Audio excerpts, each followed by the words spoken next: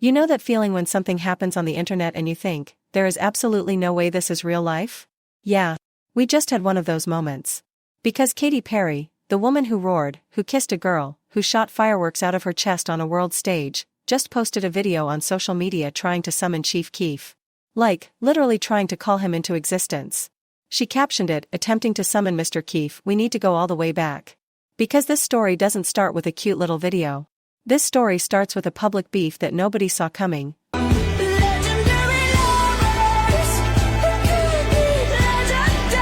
A peace deal that nobody expected, a music sample that turned into one of the most poetic moves in hip-hop history, and now, a plot twist involving a certain St. Louis rapper that has fans absolutely screaming in the comments. It's 2013. Katy Perry is one of the biggest pop stars on the entire planet. Chief Keef is a 17-year-old rapper out of Chicago who has already changed the entire sound of hip-hop with his voice, his flow, and his energy. Two completely different worlds. Two completely different audiences. And then, out of nowhere, Katy Perry opens her mouth about a song title. She came across a song called I Hate Being Sober on the radio. And she went online and basically said it gave her serious doubt about the world. She didn't even mention Chief Keef by name. She was just venting. Just talking. She probably figured nobody would even notice. Chief Keef noticed. Once fans connected the dots and brought it to Keef's attention, he did not take it lightly. At all. He came back at her on social media with words that were, let's just say they were not polite. He threatened her. He even announced that he was going to drop a whole diss track aimed directly at Katy Perry. The internet went wild. People couldn't believe what they were watching. Two artists from completely opposite sides of music culture, one a pop megastar, the other a Chicago drill legend, suddenly in a public war of words that nobody had planned for and nobody quite knew how to stop. And here's what makes it emotional when you look back at it now, neither of them were wrong for being who they were. Katy Perry was a mainstream pop artist who grew up in a very different environment. Chief Keef was a teenager who had come up in conditions most people will never understand. The collision of their worlds was always going to be uncomfortable. It was always going to be messy. But then something unexpected happened. Katy Perry, to her credit, didn't double down. She didn't let it escalate. She went back online, publicly, and apologized to him directly. She addressed him as Mr. Keef. She told him she was a fan of his "Don't Like" video. She explained that she wasn't targeting him specifically, that she was just making a general comment about a generation's relationship with sobriety. She kept it real. She kept it human. And what did Chief Keef do? He accepted the apology. He even apologized back. Now think about that for a second. A 17-year-old rapper from Chicago, who had every reason to stay on the offensive, chose to accept a public olive branch and respond with grace. The internet expected war. What they got instead was something quieter, something more mature, a truce. The beef was dead. But the story? The story was just getting started. Because what happened after the beef is what nobody talks about enough, and it's honestly the part that should have been celebrated way more than it was. Here's where it gets beautiful. A year after the public beef, after the apology, after everything had cooled down, Chief Keef dropped a song called Save Me. And from the very first second, from literally the opening note of that track, you could hear it. Clear as day. He had sampled Katy Perry's legendary Lovers. He didn't have to do that. He could have sampled anybody. He could have built the beat from scratch. But Keef, or the team around him, chose to take a song from the very artist he had publicly clashed with and turn it into something completely his own. The producer Lex Luger built a whole sonic world around that sample, and Chief Keef rapped over it like it was the most natural thing in the world. Think about what that means for a minute. He took something that started as conflict and turned it into art. That sample wasn't an accident. That was a statement. That was Chef Keef, in his own quiet way, saying, I see you. I hear you. And I respect what you created. That's not something you see often in music. That's not something you see often in life. Two people from completely different worlds manage to clash, make peace, and then one of them uses the other's music to create something new. Something that wouldn't have existed without the beef, without the apology, without the whole messy, human journey of it all. Save Me became a fan favorite. And every single time someone went back to listen to it and realized where that sample came from, they heard the whole story in a new way. That's what real art does. It carries the story even when nobody's talking about it. Fast forward to right now. Somewhere online, as the internet always does, somebody found a mashup. They took Katy Perry's legendary Lovers and blended it with some of Chief Keef's lyrics, and the thing just hit. It hit in a way that reminded people why the original sample worked in the first place. The two sounds, the two worlds, they fit together in a way that you can't fully explain but you absolutely feel. The mashup started spreading. People started sharing it everywhere.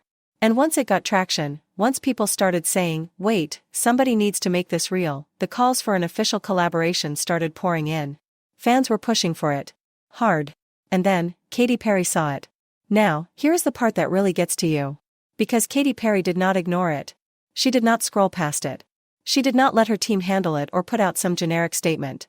She grabbed her phone, she recorded a video, she posted it herself, and she captioned it, attempting to summon Mr. Keef. She was talking directly to him. Publicly. Playfully. With the same energy she's always had, fearless, funny, and completely unafraid of looking like she wants something. She wanted the collab. She wanted Sosa. And she said it out loud. That kind of move is not small. That is a superstar putting herself out there with no guarantee of a response, no backup plan, no safety net. That is someone who genuinely loves music saying, "Let's finish what the universe started a decade ago." The internet, predictably, went absolutely insane.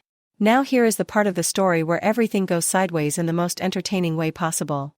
Because as soon as Katy's video started circulating, as soon as people started flooding into the comments to react, somebody said a name.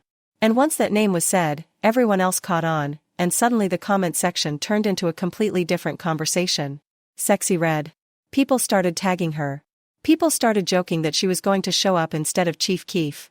Some people said Katy better be careful because Sexyy Red doesn't play about her person. Others were just laughing, saying that if Katy was trying to get to Keef, she was going to have to go through Red first. And the reason all of that landed the way it did, the reason it was funny and chaotic and extremely online in the best possible way, is because everyone already knows the history between Sexyy Red and Chief Keef. These two have been confusing and entertaining the internet for a long time now. Here's the situation as it stands. Sexyy Red, the St. Louis rapper who turned herself into one of the most talked about artists in the game with her unapologetic personality and raw energy, and Chief Keef have a bond that the internet has been trying to put a label on for what feels like forever. They've collaborated on music together. They've appeared together publicly. She showed up at his events. There were pictures of them in a car together, her legs across his lap. There was another photo with him standing behind her in a way that made people go, "Okay, this is not just a friendship."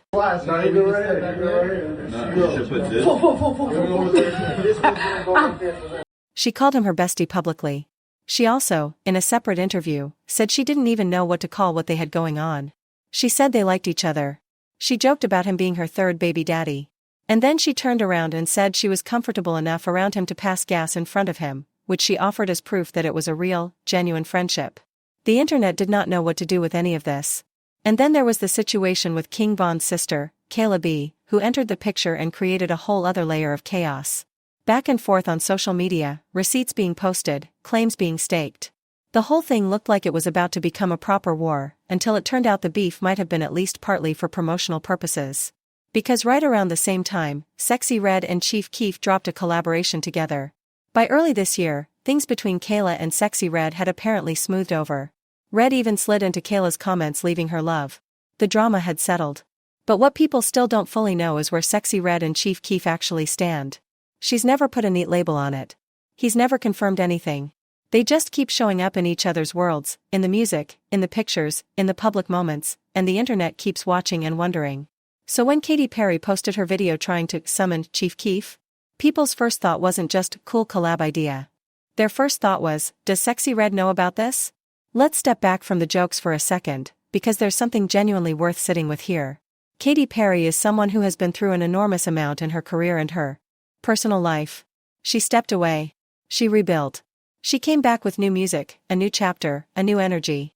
And she's doing it in a music landscape that looks completely different from the one she dominated a decade ago. For her to post that video, to reach across genres, to reach back into a history that started with a very uncomfortable moment and grew into something unexpectedly beautiful, that takes confidence. That takes self-awareness. And that takes someone who genuinely believes that music is bigger than any one moment, any one genre, any one story about who belongs where. And Chief Keef, who has always done things entirely on his own terms, has already proven once before that he knows how to meet an unexpected moment with something real. That sample from Legendary Lovers wasn't a gimmick. It was a bridge. And now the internet is wondering if a real collaboration could be the next bridge built from the same foundation. The fans want it. The energy is there. And Katy Perry has already made her move. The question now is, will Sosa answer? And if he does, who tells Sexyy Red? Here's what's actually happening underneath all of this that nobody in the comments is really stopping to say. We are watching two completely separate worlds, pop music and Chicago drill, find each other again. Not because someone engineered it. Not because a label planned it. But because a random mashup hit the right ears at the right time, because the internet circulated it, and because an artist was brave enough to say publicly, I want this. That is how music moves in 2025. Not through boardrooms. Not through press releases. Through a video captioned, attempting to summon Mr. Keef. Through a comment section where hundreds of people are simultaneously tagging Sexyy Red and laughing and hoping and watching. This is what music culture looks like right now. It's messy. It's fast. It's driven by real moments between real people. And sometimes, if everyone says yes at the right time, it produces something that nobody expected but everybody needed. We have already seen what happens when Katy Perry and Chief Keef exist in the same musical space. We heard it in Save Me. We felt it in the sample that carried an entire story in a single repeated note. Imagine what they could do if they actually walked into a studio together. Imagine the headline. Imagine the comments. And imagine, just for a second, what Sexyy Red might have to say about all of it.